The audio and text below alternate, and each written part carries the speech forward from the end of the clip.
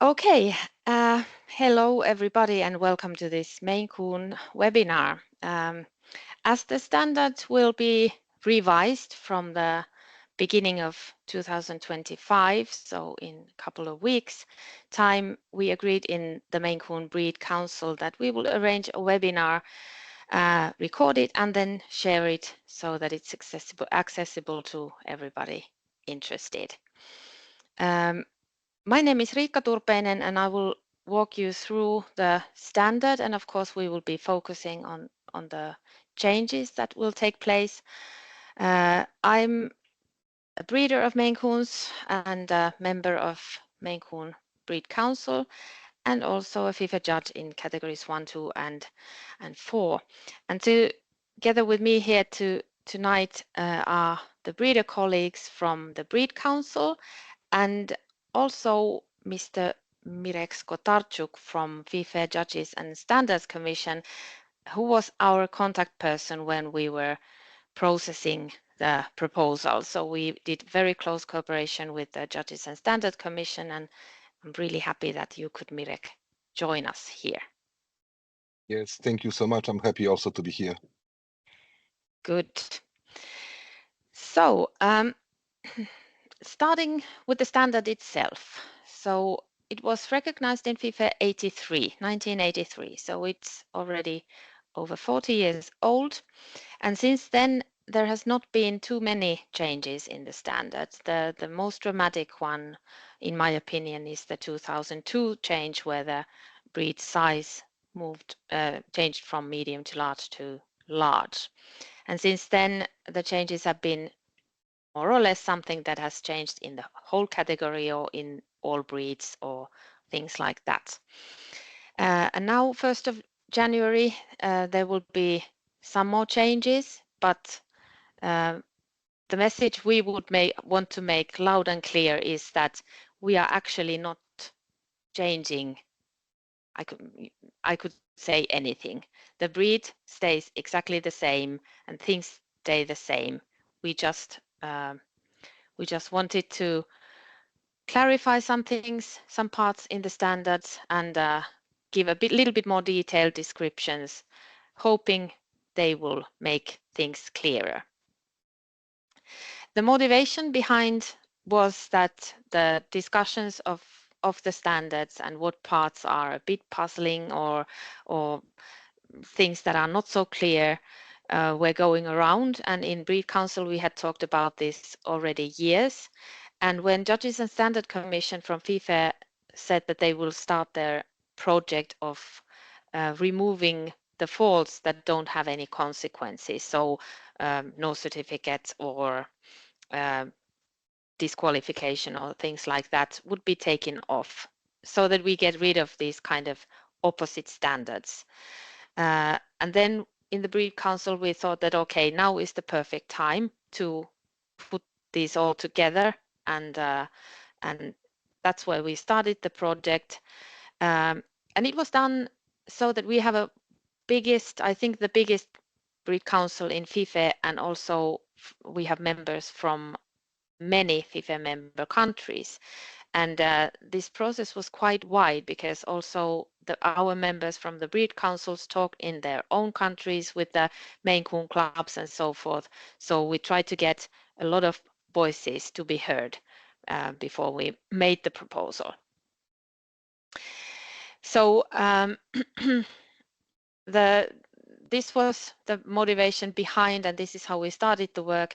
One thing was that the remarks from the standard were moved inside the actual standard from a separate part, and then we deleted the faults while first thinking if we would want to leave any of the faults as no certificate fault or even disqualifying fault, and ended up to adding some of the faults inside the standard, but not leaving any fault list any longer.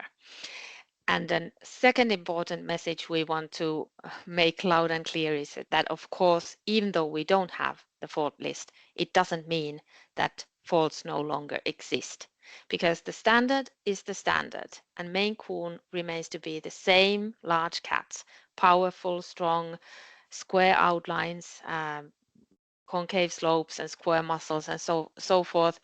And if the cat is something opposite to that, partly or in many parts, then it has faults, and that's it.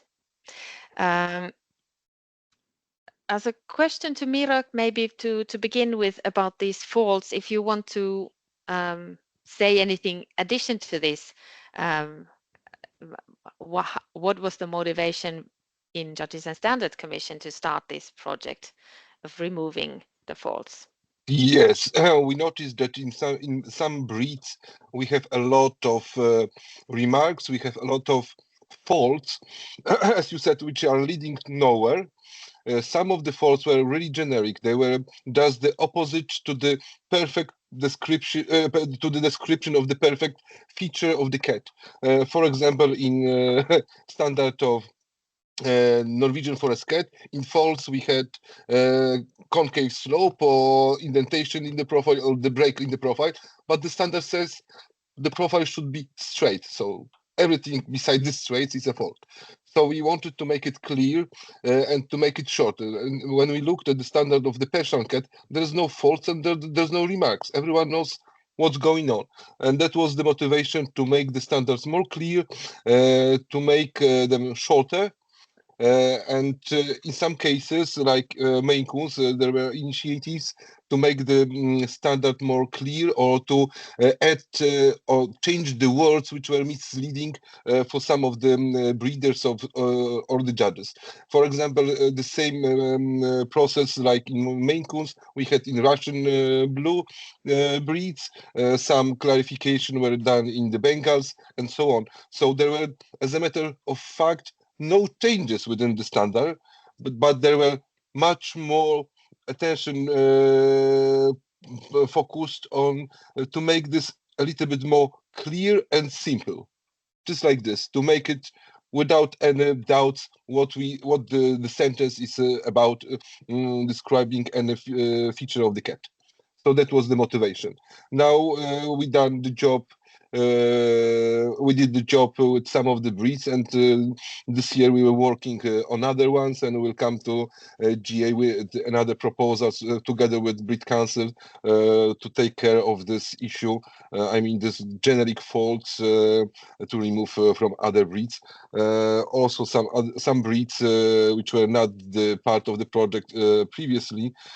Also, they want to make some kind of small clarification changes within the standard, but this is only about the wording to make it much more simple or much more clear. Nothing is changing regarding to the description of the breed itself or anything like this. Any other question, Nika?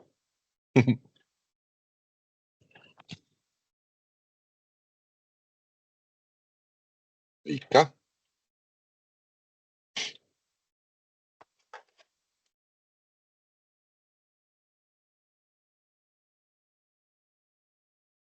I seem to have been double muted for some reason.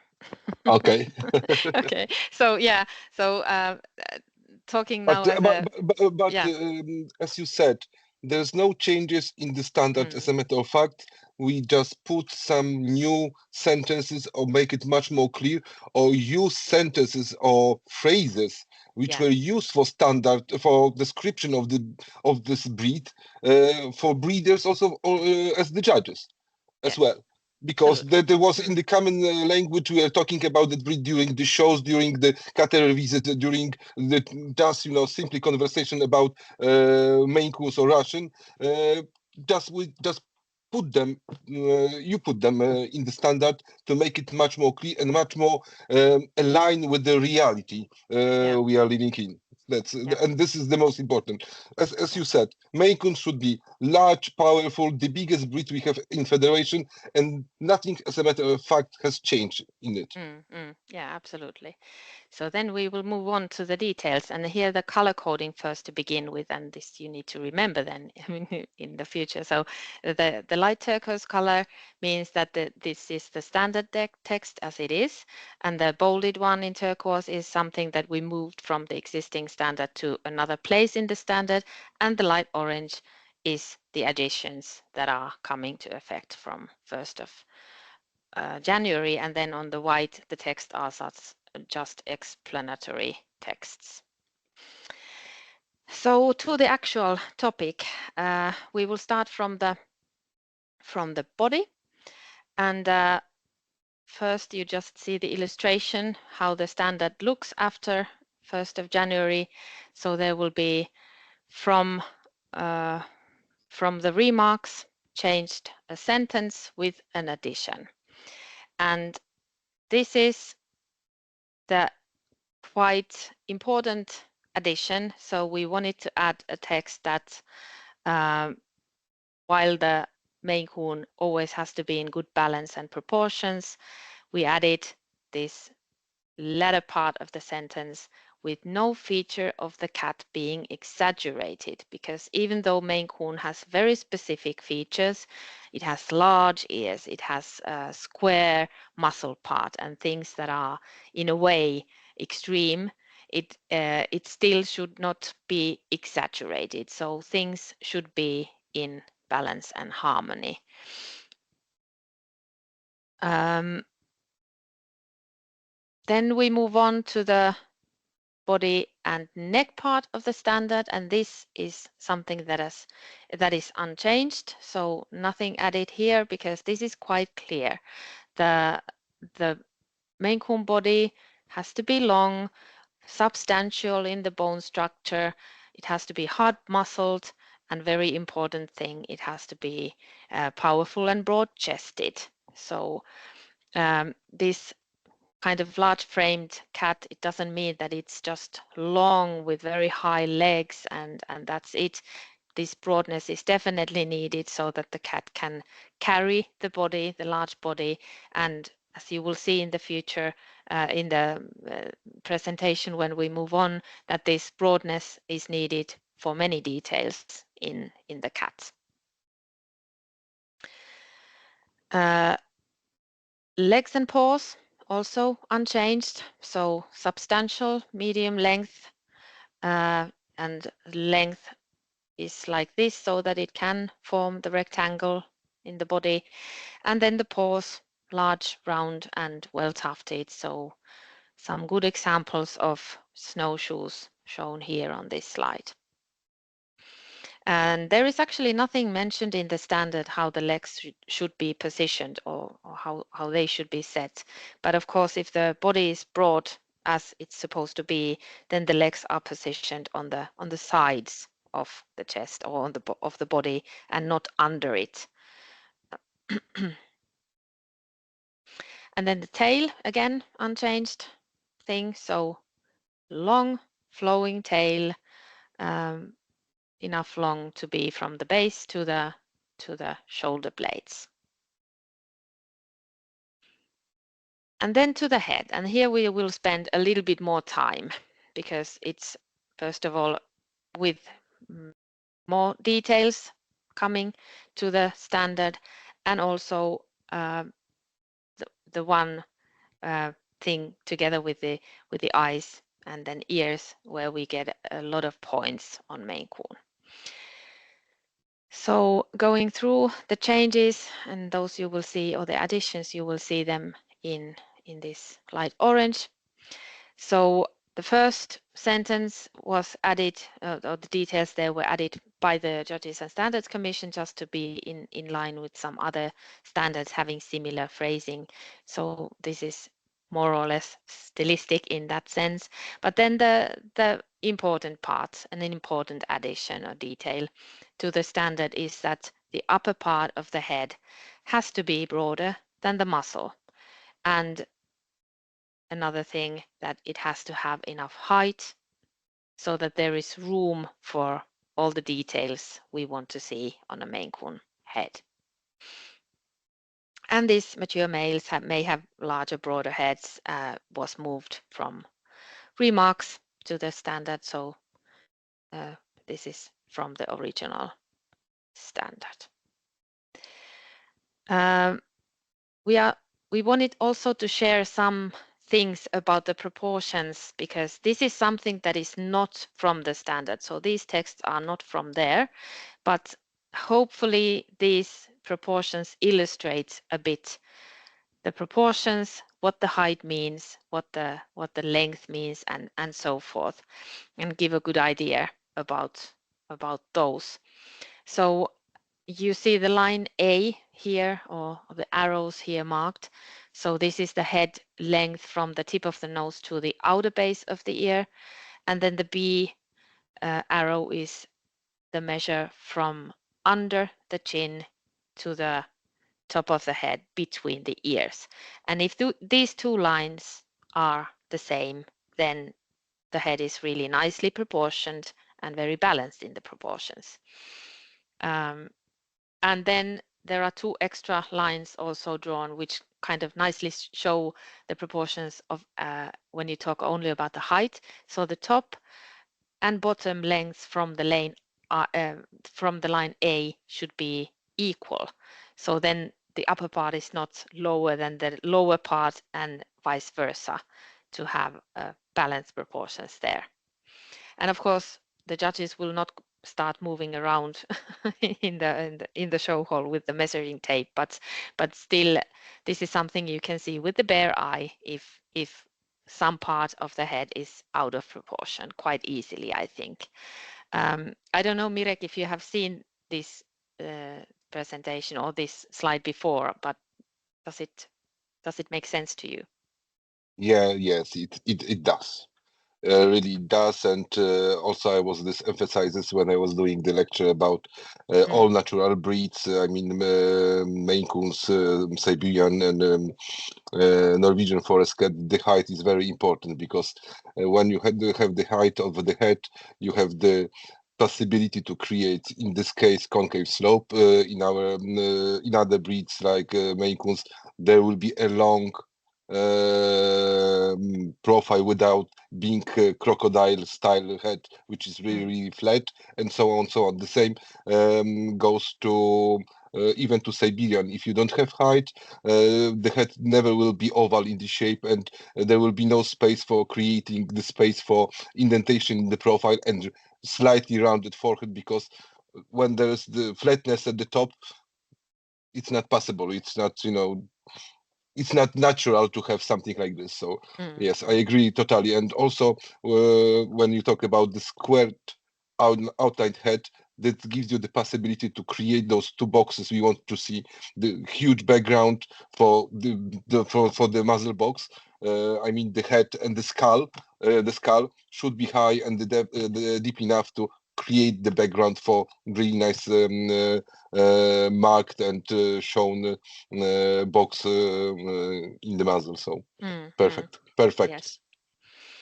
Yes, and then some other lines drawn on top of a pretty cat, and I'm sure this is very interesting to all us breeders. Then we can also walk home and watch our cats if they match this. So these three lengths, the purple one, the number 1, with from tip of the nose to the inner corner of the eye, and the arrow 2 showing the measure from the inner eye corner to the end of curved forehead, and then the third one from outer corner of the eye to the inner base of the ear. And when these lines are somewhat the same, then again there are balanced proportions in the head and enough height even.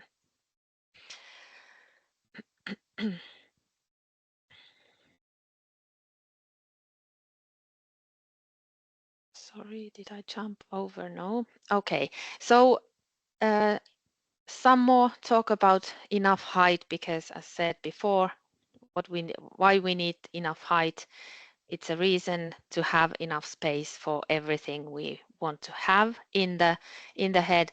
But with these two lines also to show what the slopes and curves mentioned in the standard means. So gentle concave slope first, the line on the left, to show how the nose line will move on to to create the profile with the gentle concave slope, which of course is not a stop. It's not a 90-degree angle, but it's still it's gentle, but it's still clear slope. And then what it means for the forehead to be curved gently. Again, it's not a dome. It's not anything rounded or things like that in shape. It's gently curved. And when you have enough height, you can have these slopes and curves and even room for the cheekbones that has to be high and prominent. And this is something that is unchanged from the profile. The cheekbones have always been there. But if you have enough height, there is room for cheekbones and still to the other details we will even discuss later. Rika, Yeah, can I add something also here? of course. I think also this sentence, enough height to create a profile with concave slope and so on. It's not only about the cheekbones, but also about the ear setting. Because when the head have enough space, it's high enough, that gives you this chance to set the ears in the proper position. Because whenever there is too much height, they are going much more on the sides. Yeah. And if they are flat, there's this sometimes tendency to have those very closed set ears together. So I Yeah. think this is very important Yeah, sentence exactly. to describe more the head of the Maine Coon. Yeah, absolutely. But then another reminder that in the standard we are talking about the forehead, because sometimes you hear it commented that um, that we would want more rounded top of the Yes, head or curved top of the head, and this is very strange to me because everything has to be quite sharp in the Maine Coon head when you read the standard, square outlines and so forth, and the standard doesn't say anything about rounded top of the head. yes. So this is something important to remember. Rika, Mm-hmm. I'm Carla. I would love to add something what Marek says because I really agree that some more room in the forehead make also the room for a good eye setting. I know we will talk about that later, but this is three things that going together. The more height of the forehead, it's the best thing for the ear placement, but also for the eye setting. Hope you Yes. agree.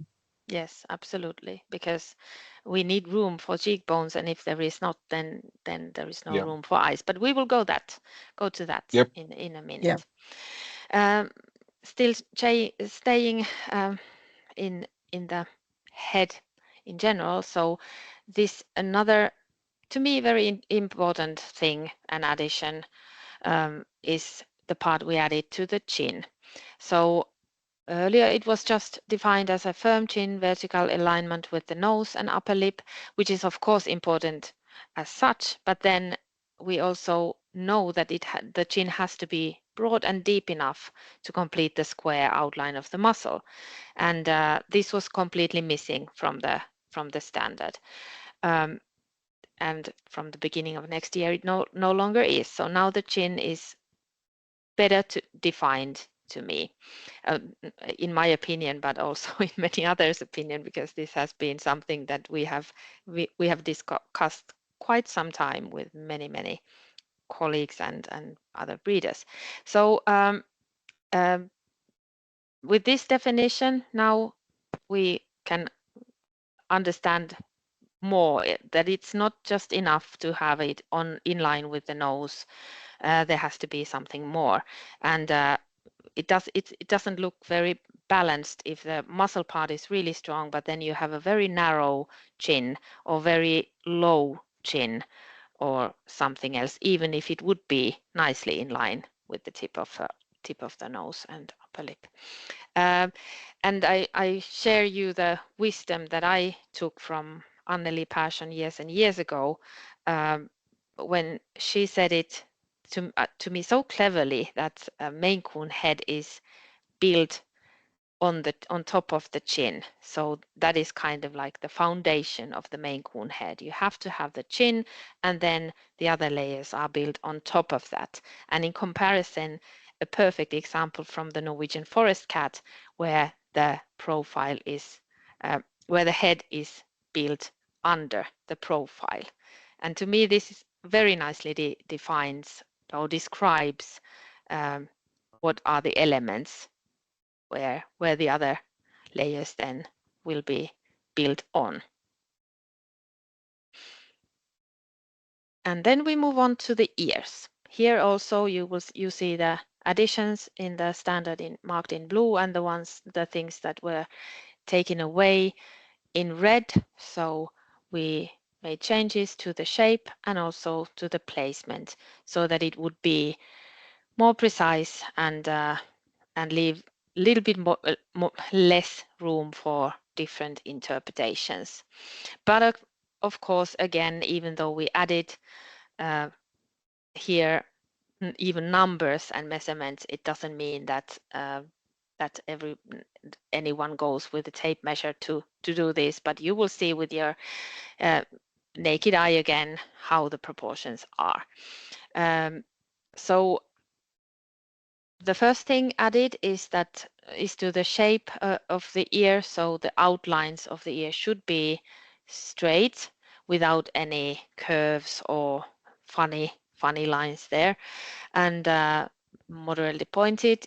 And then and of course here we have to remember that in adults. So we are talking about the ears and ear set here about the adult cat, and also the proportions of the ear is mentioned here, that this is about adults, because kittens always have it in a very different way. They are set closer together, and they can be also very different in the shape and proportions, and that should be tolerated.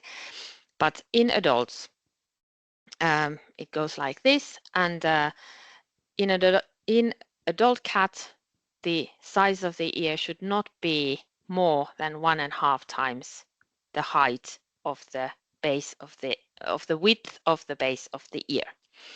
And then when this came to the General Assembly, I heard some questions, and it was puzzling to some that what is this? Do you now want to have smaller ears, or what is this? But this is something that needs to be explained, because we start from the broadness of the body, which allows the heads to be broad enough to have room for all the details in the head. So there has to be also broadness, not just the height of the head. And when you have broad enough head, you can have wide enough ear base. And when you have wide ears, and that times 1.5, it's going to be a huge ear, large ear. But if it's something else, if it's narrow at the base and then maximum 1.5 times, it's going to be a very small ear. So everything is in the ear base. There has to be width. The red pictures drawn here just try to illustrate what happens when the proportions are a bit different. So wide ear base, 1 times higher, it's okay size. And then if it goes a little bit higher from that, 1.5 times, which is the maximum, to me that looks very, very large ear.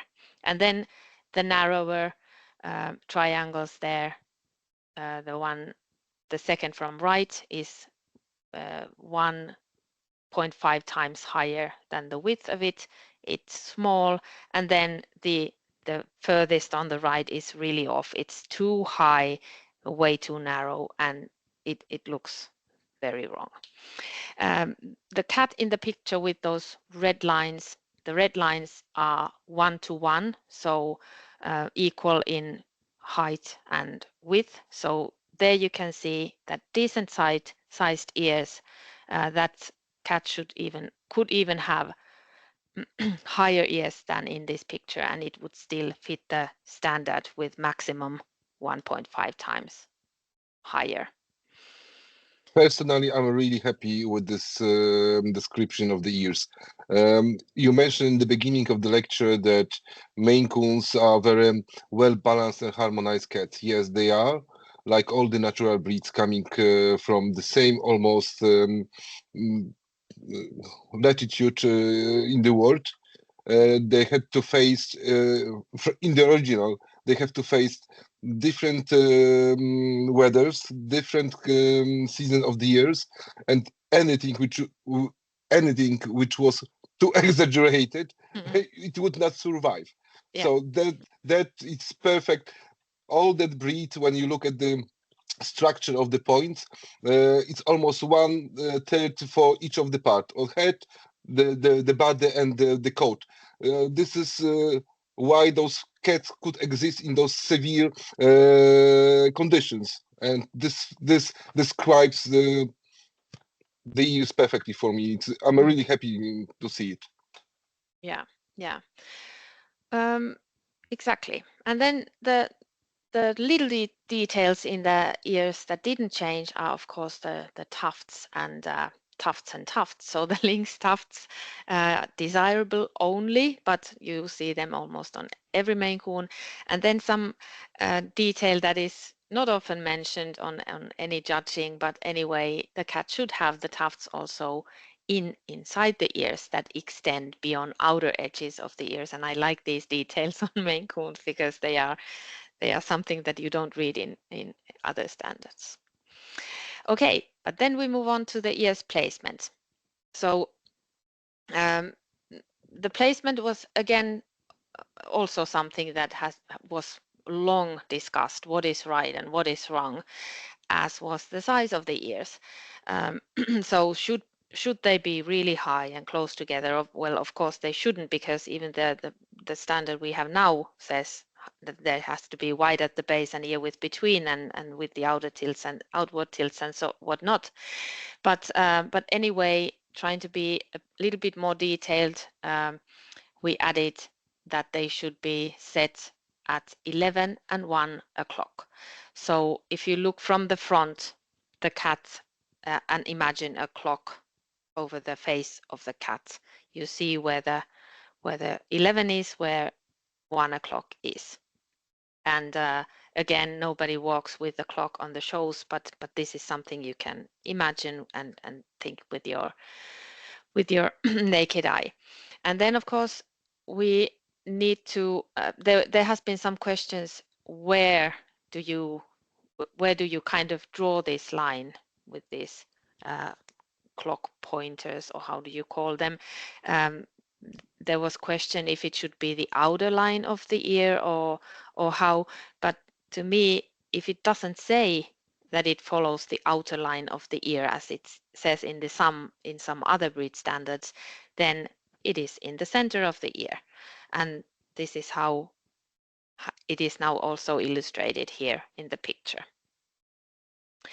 Another important thing to remember in the ear setting of the Maine Coon is that it's not just what you look from the front. The lower base of the ear has to be slightly further back than the upper base, and this gives the special tilt to the ear. So when you can say that ears are up and out. So first of all, from the front they are up, and then there is this angle 11 and 1 o'clock, but then there also has to be this certain outward tilt which is created because the lower base is set further back. So it kind of, I'm moving my hands here now that you don't see, but I'm hopefully you can also see it in the picture how the outward tilt comes because of this ear base placement. And then a little bit more to why phrasing these like this. And of course, the first reason was that we wanted to emphasize what is the correct ear shape and size, and the importance of the wide ear base, of course. And a repetition, but if the ear base is narrow, and even if it would be 1.5 times higher, it's definitely too small. And if it's narrow but lot higher, more than 1.5 times higher, then it's again wrong because it looks like a bunny ear, not like a Maine Coon ear any longer. But when it's wide, the base of the ear, and then if you add the maximum 1.5 times, it's gonna be a large ear. And another emphasis we wanted to put is on the correct ear set. So if it's 11 and 1, then it's not too high set, because typically the very high set ears, when you look from the front, also typically are a bit too close together, so there is not this ear width between. And another thing, when it's from 11 to 1, it's not too flary. They are not too low set. Then we will move on to the eyes, and here are few very important changes. So additions and how do you say, a bit of editing to the text about the shape and so forth. But then another kind of bonus change we got from General Assembly made a proposal made by one of the FIFe members, and now limiting the blue eyes even more.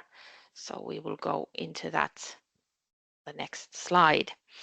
So the shape of the eye, it was previously oval but not almond, so now we just left the oval there, but still left the sentence appear round when wide open, because we considered that okay, there can be different expressions on Maine Coon, and it's okay to leave it there. The word expressive we wanted to add for the same reason, because I know that there are many times Maine Coon look is mentioned as killer look, fierce look, whatever, but expressive is a very nice term. In another way, it doesn't say too much, but on the other hand, it can say a lot because there are multiple expressions. Very important thing here is that the eyes must be widely set, and they should not be deep set. And this is linked to the thing that Carla already mentioned before, to the cheekbones. If there is not enough space for all the details in the head, not enough height, not enough broadness, then the eyes could be kind of squeezed a bit or set too deep because of the cheekbones. But if there is enough frames in the head, there is enough room for the cheekbones, enough for the large eyes that are open enough but still have this correct Maine Coon expression.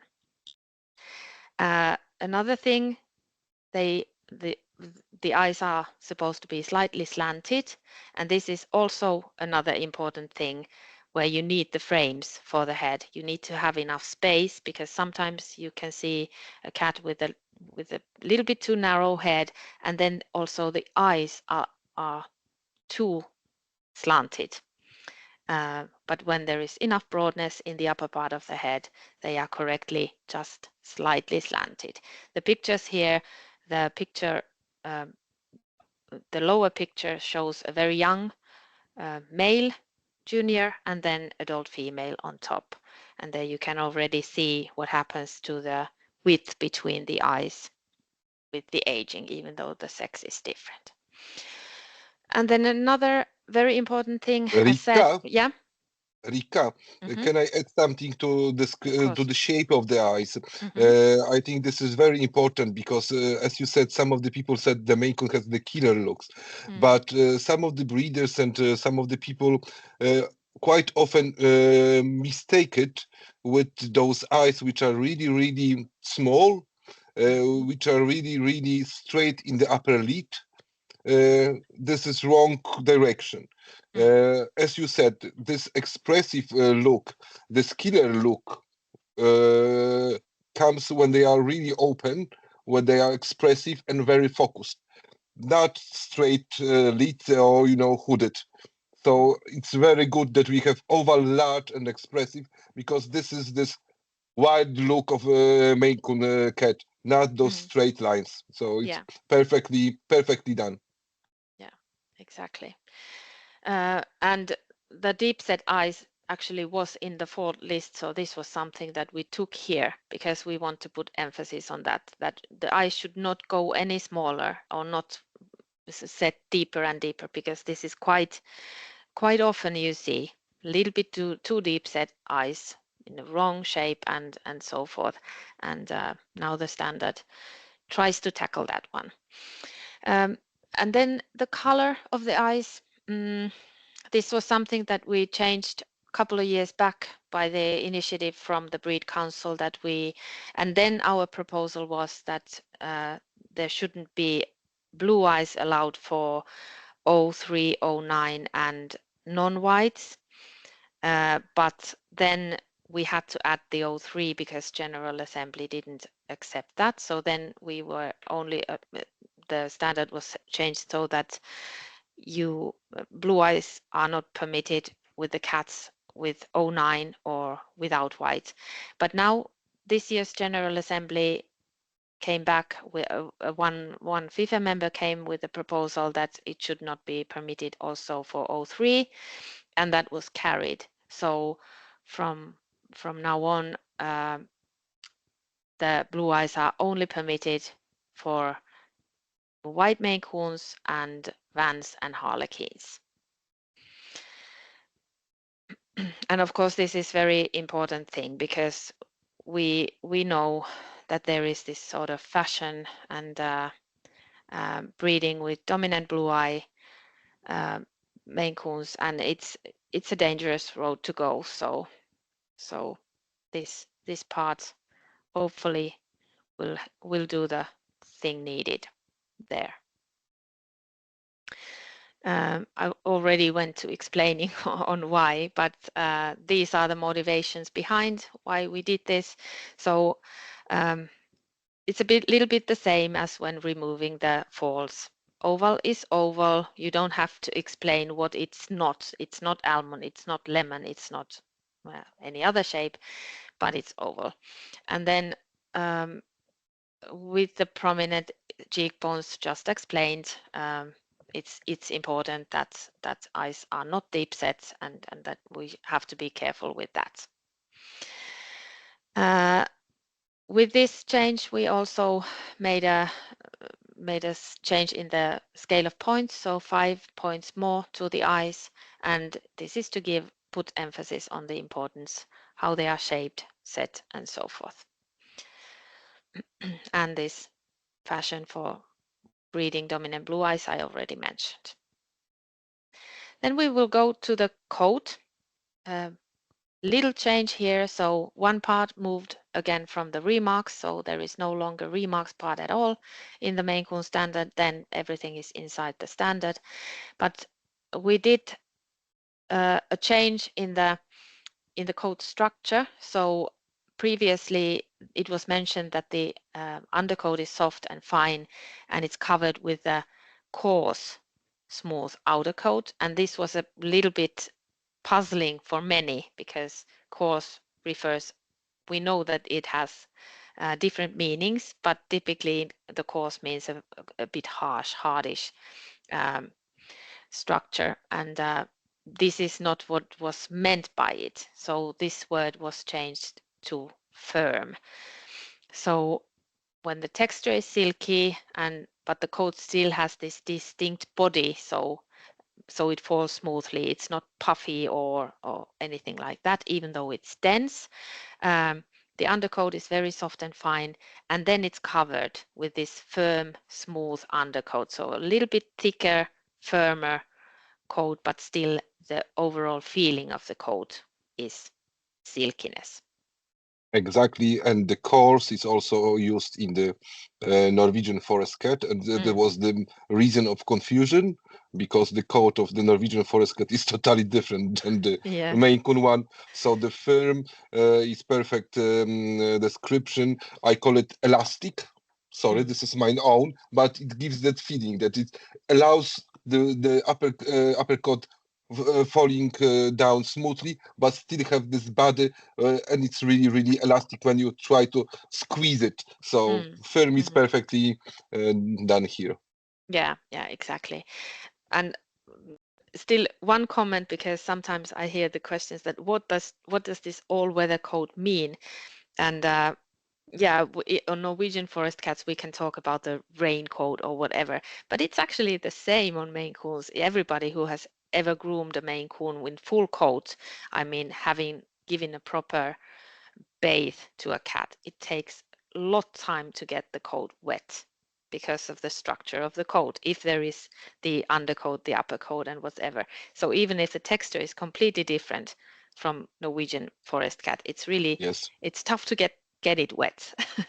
Yeah, but as we were talking before, those are Mm. natural breeds which are forced to live in different season of the year in quite severe conditions, because quite hot summers and quite cold winters, so they had to adjust. So it's perfectly done. Exactly. Then Sorry, again, and I just add a wish for the future. So this phrase, the length of the coat and density vary with the season. I would add also with the latitude, because we in Italy we are not having a proper winter since a long time, and the summer are so long and wet that it's really difficult to have the same density I find in Finland and Norwegia when I'm coming to judge. So for the future, I would love to have some sensitivity to the latitude also, because we struggle a bit. Just but to mention.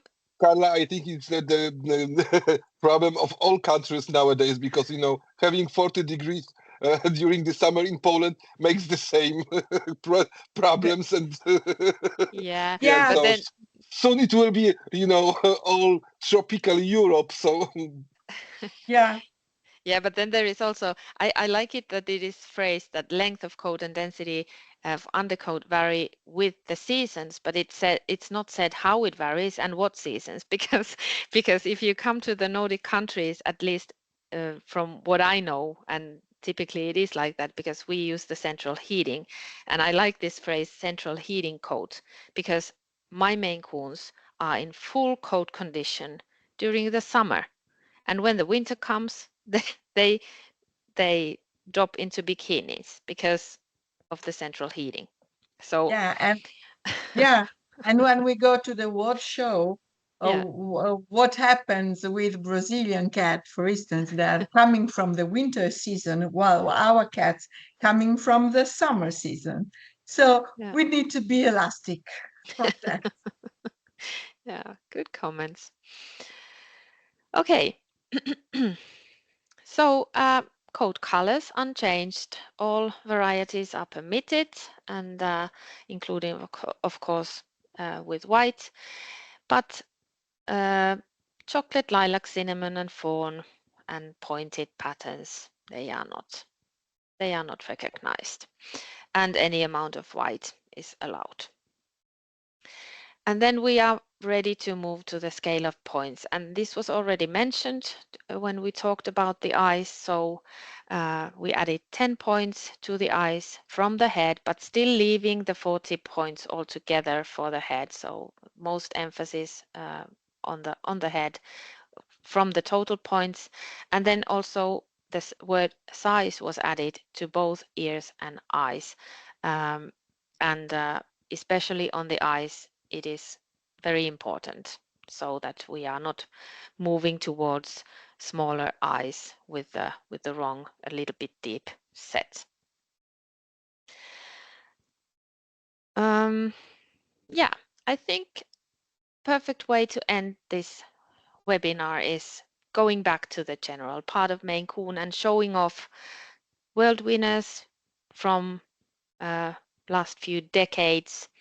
Just few of them. There are of course many more, but to come back to where we started, that Maine Coon is a very impressive cat with a lot of impressive features and details. Hopefully you got some idea of them. But still, even with these details and impressive parts, it should always be in good balance and proportions, and nothing should be exaggerated. So this was about it. Any comments from the people online? Any questions or comments?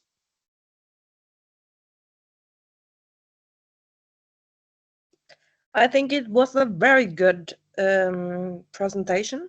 I think it clarifies some issues. And I also know it's the problem breeders and perhaps judges is to find the right words to describe it. And I think this is very helpful to actually use when we are talking about the standard in the future. I'm really looking forward to the new revised standard. Yeah, me too. And so far I have heard a lot of positive feedback for it. So yeah, let's hope. So thank you all for listening, and I hope this was this was information that you needed. So thanks a lot, everybody, and good night.